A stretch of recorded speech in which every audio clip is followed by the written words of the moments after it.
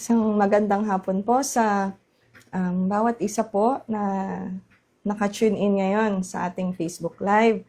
Ako po si Ate Ruth at ngayong hapon po tayo po ay mag-aaral patungkol dun sa mga pinag-aralan pa natin itong mga nakaraang araw.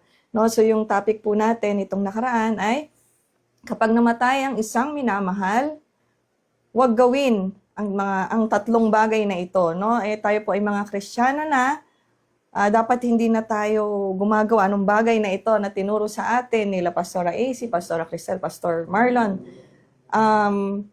Baka naman tayo pa yung pasimuno. Ano po? So, may tatlong bagay na ipinagbabawal ng Biblia na madalas pong ginagawa ng mga tao. No, pinagbabawal na pero ginagawa pa rin. So, magandang ulitin po natin at mag-remindan po tayo sa isa't isa. Number 1, huwag magdaos ng mga misa o ritual upang subukang iligtas ang kaluluwa ng namatay. Maraming tao ang madalas magdaos ng misa para sa mga patay. Nagsasagawa ng iba't ibang seremonya at pagtitipon sa pagsisikap na may hatid ang kaluluwa sa langit sa pamamagitan ng mga ito.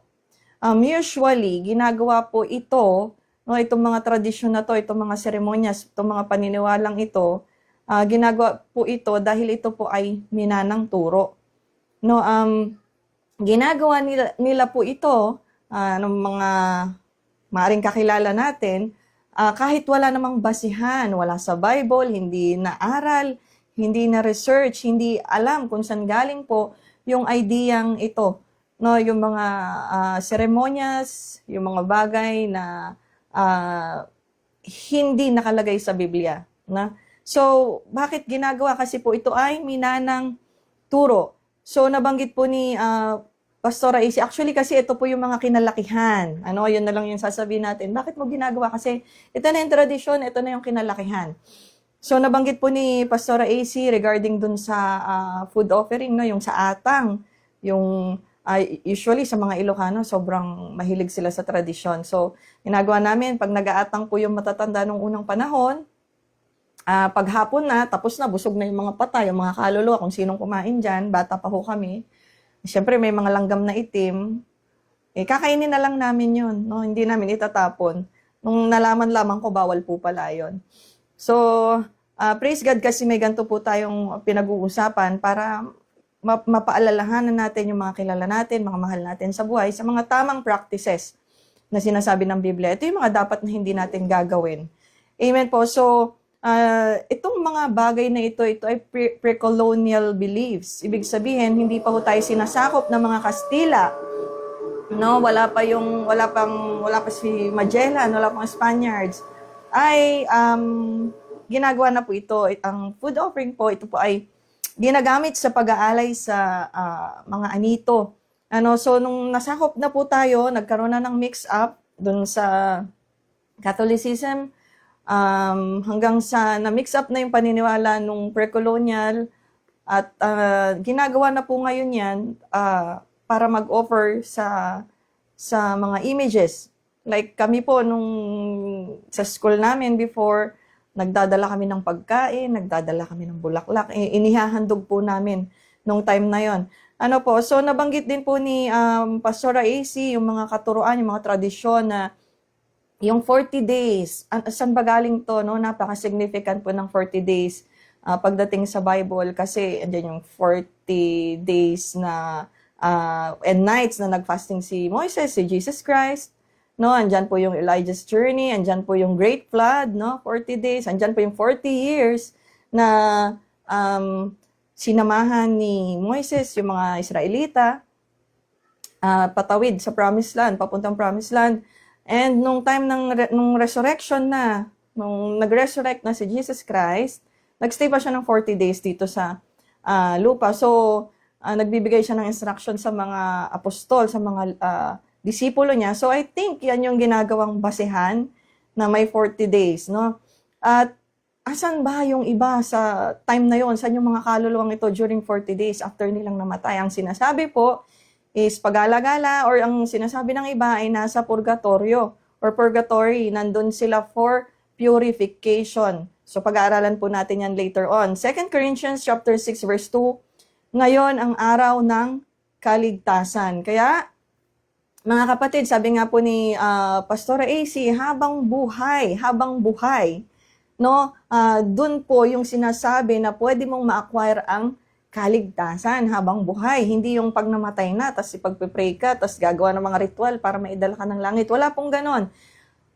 Kaya po, wag po tayong magbabase sa mga tradisyon, mga minanang turo, mga pamahiin. Actually, kahit mga born again na, no, may mga ganyan pa, naniniwala. Mga tradisyon. Hindi po. Dapat nakabase lang po tayo sa sinasabi po ng Biblia. Amen po.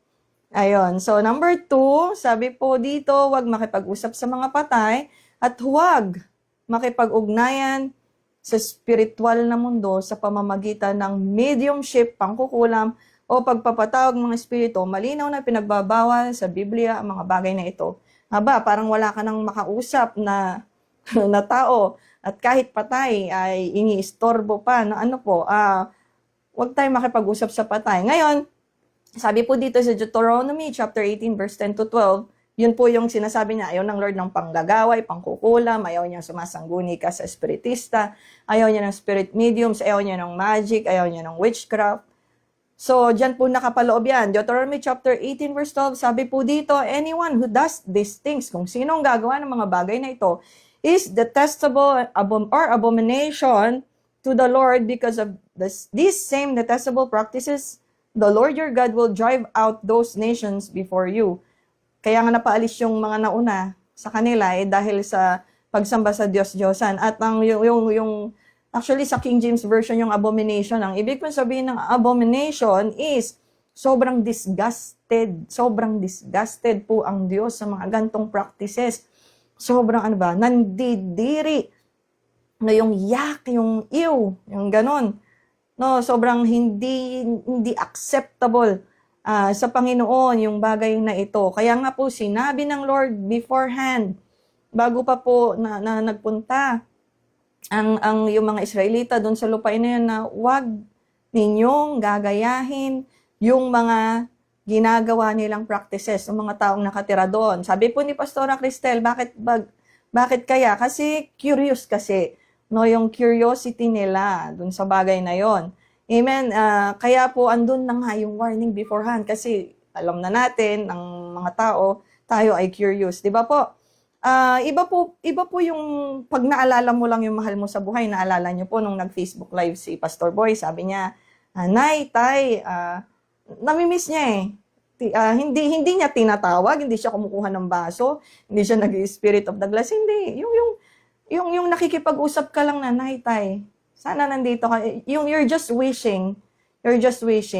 No, hindi ito yung sinasabi ng Biblia na ipinagbabawal na detestable abomination. Hindi po ito. Ang abomination yung may spirit medium ka, may mga necromancer ka, may mga kagamitan ka, sasangguni ka sa spiritista para lang tawagin ang spirito ng namatay at nakikipag-usap ka, sasangguni ka, ayaw po ng Panginoon. Iyon, iba po to.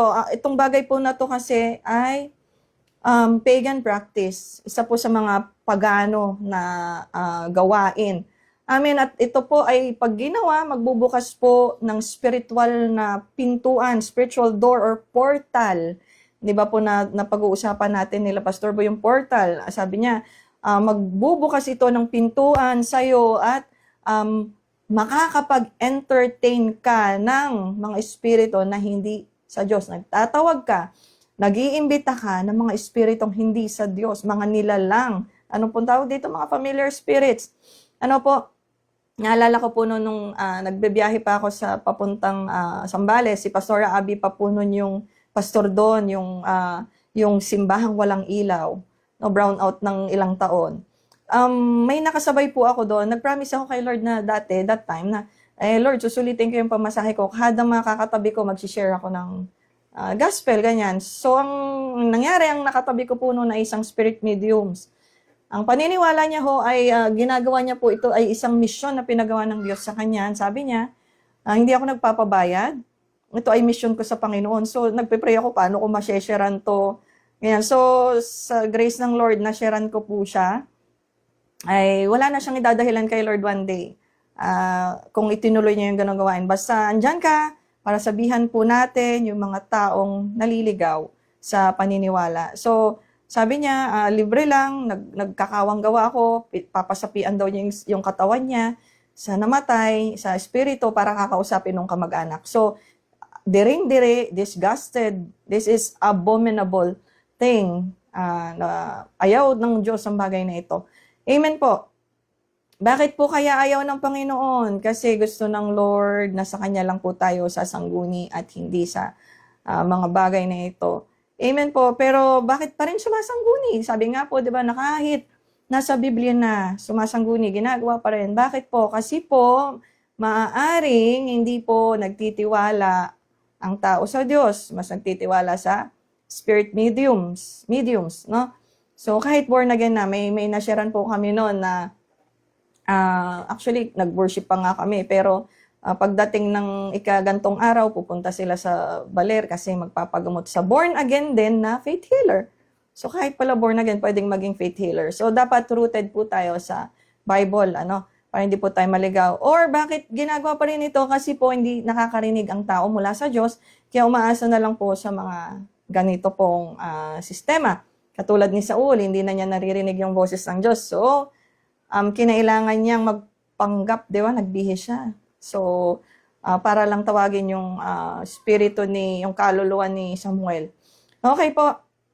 So, actually may nakita nga ako taong nagtanong, sabi niya ganon, bakit bawal? Anong dahilan? Anong explanation na bakit bawal na sumangguni sa spirit mediums? What if may research lang nagagawin? Hindi naman para sa profit. No, humihingi siya ng explanation sa mga tao sa Biblia.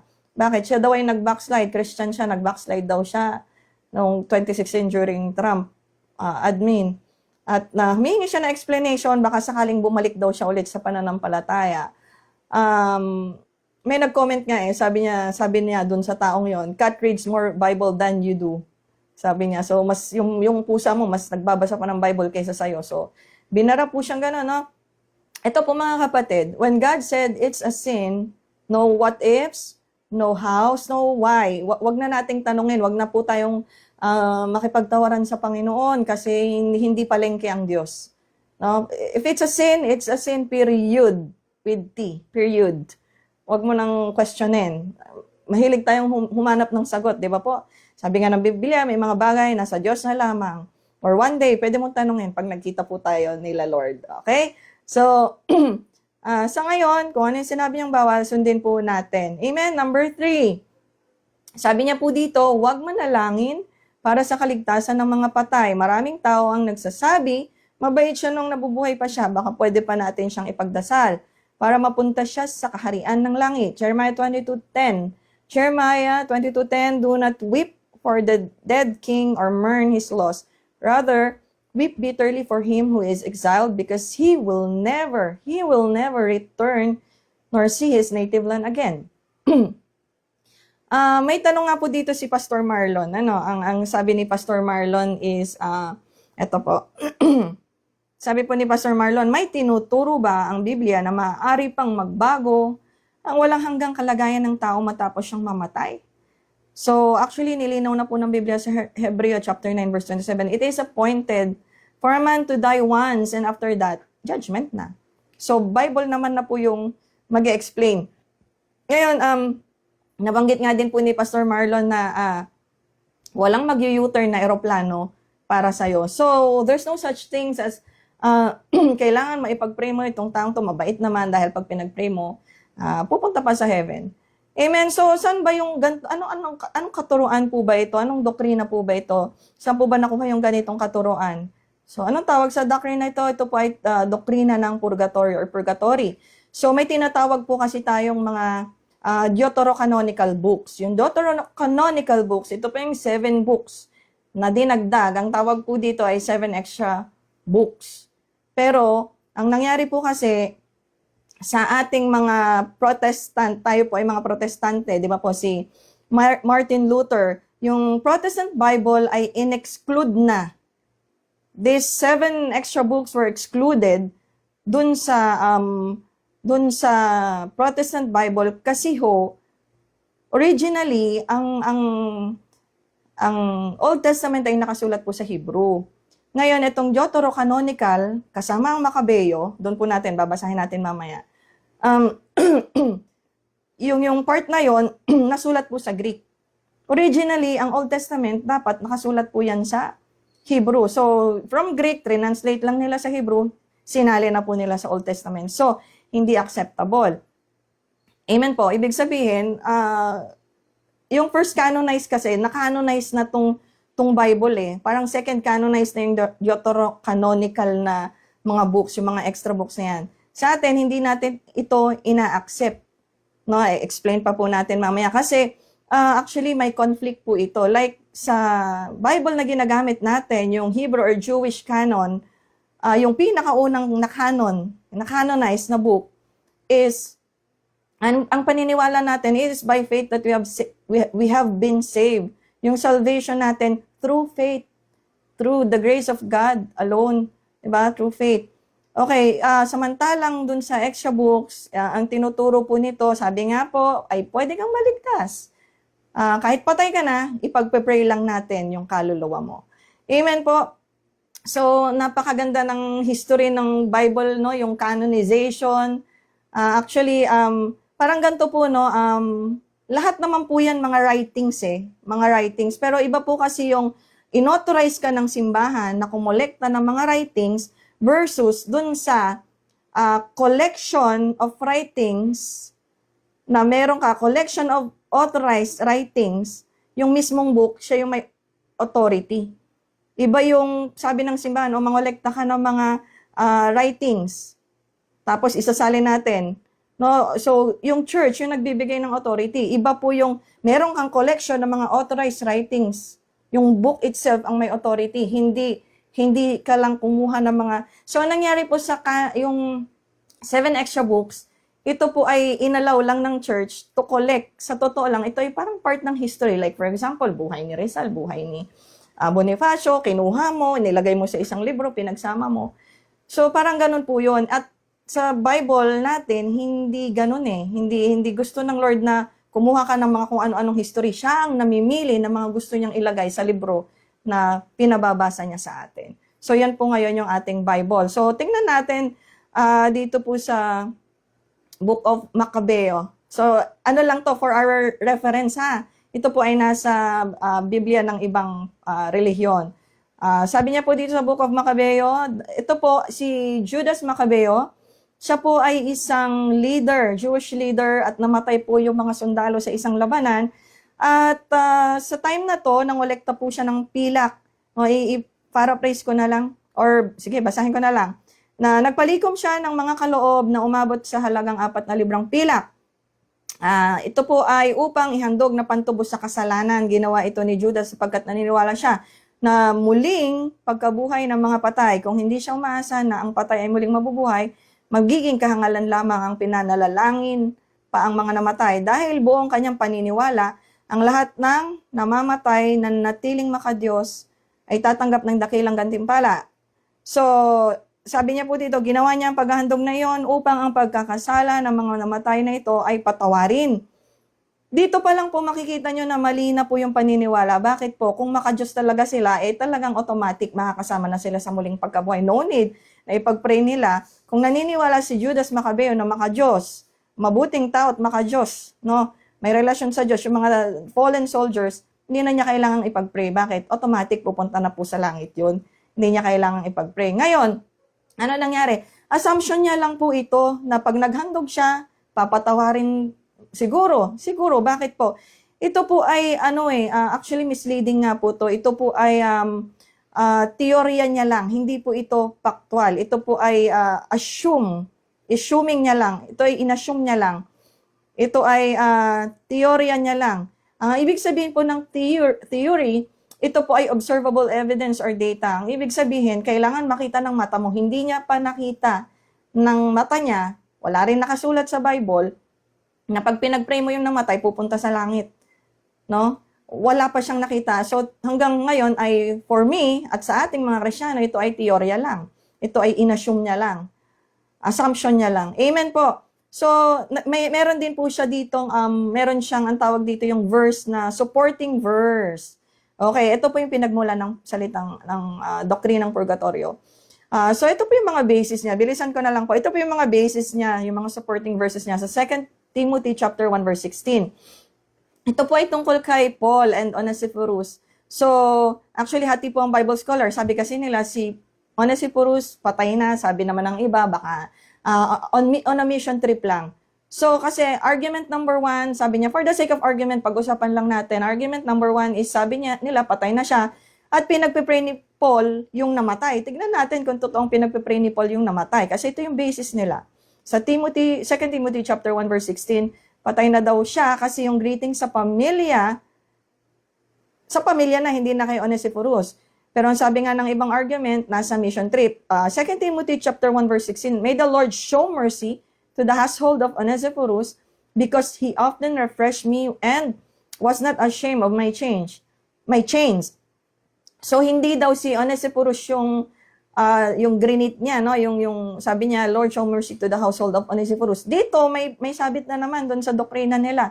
Bakit po? Kasi dito hindi niya po pinagpe-pray si Onesiphorus. Ang pinagpe-pray niya, sabi niya, may the Lord show mercy to the household of Onesiphorus.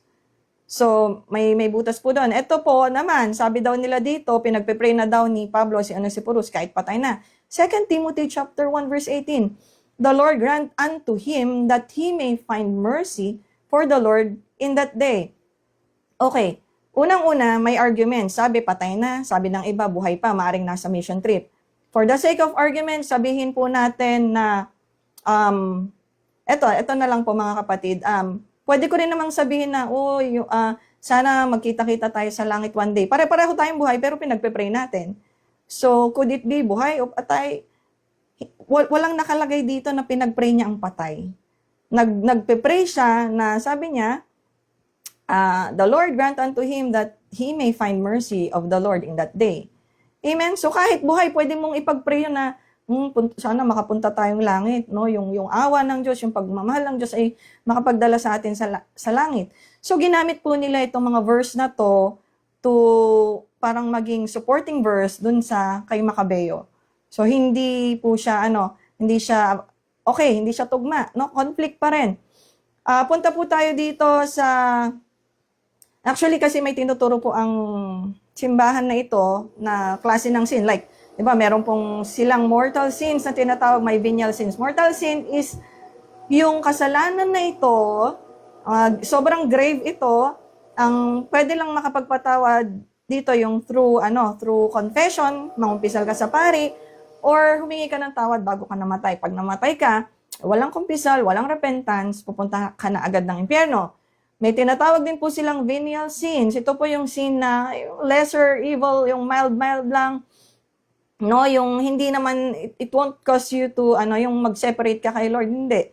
So, itong mga, nandito sa venial sins, sila yung may karapatan, kahit patay na, ay mapunta pa rin sa langit. So, ang gagawin daw po, nasa purgatorio lang sila, no, at may mga tao na nagpe-pray para sa kanila. Hindi po ganito ka-unfair ang Panginoon. Hindi ganito unfair ang Panginoon. Hindi unfair ang Panginoon. May namatay dyan na sobrang salbahe, walang relasyon sa Lord. Sasabihin niya, mag-iiwan ako ng pera, no, pag-pray mo ako. So, hindi po nababayaran ang kaligtasan. Napaka-unfair. Diba? It's not, we're not saved through our good works. We're saved through faith. Diba? By God's grace and God's mercy. So that no one can boast, sabi po ng Biblia. So, sabi nila, gaano ba katagal yung mga tao sa purgatorio? Sabi po nila, 80 to 100 years. Wala pa namang nakakaalam. Unlike sa Bible na nagsasabing may langit at impyerno. So, kung ano lang po yung nasa Bible, yun lang yung paniwalaan natin. Amen po. So, yung mga extra books na yan, actually, hindi yan sinama kasi nga, siningit na lang sila Later on na lang sila sumulpot, natuklasan yung mga writings na to nung ipinakolekta, siningit, hindi siya magiging magandang basis ng faith natin. Kung gano'n. Mga kapatid, dito pong topic na ito ay paalala po sa atin na may mga tao po tayo na nakakasalamuha, mga mahal natin sa buhay na dapat paalalahanan po natin, no? maging makapal ang mga mukha natin na mag-remind sa kanila kung ano po talaga ang sinasabi ng Biblia. Ang pagkakataon para sa pagsisisi ay dito po sa lupa. Hindi po pag-time ng kamatayan na. So magandang hapon po sa bawat isa, tayo po ay manalangin. Yes, so God, kami po Panginoon ay nagpapasalamat sa pagsama mo sa amin sa oras na to. Pagpalain mo ang bawat nakikinig, ingatan mong buhay ng bawat isa sa amin, Panginoon. Patuloy na turuan mo kami sa mga bagay na tama, kaaya-aya, Panginoon, at sa mga bagay na gusto mo pa na mag-grow kami, Lord, i-lead mo kami sa iyong kalooban. Salamat, Panginoon, sa mga reminders mo. Salamat, Panginoon, sa kabutihan mo at katapatan mo sa aming buhay. Salamat po sa pangalan ng Panginoong Jesus. Amen. Magandang hapon po.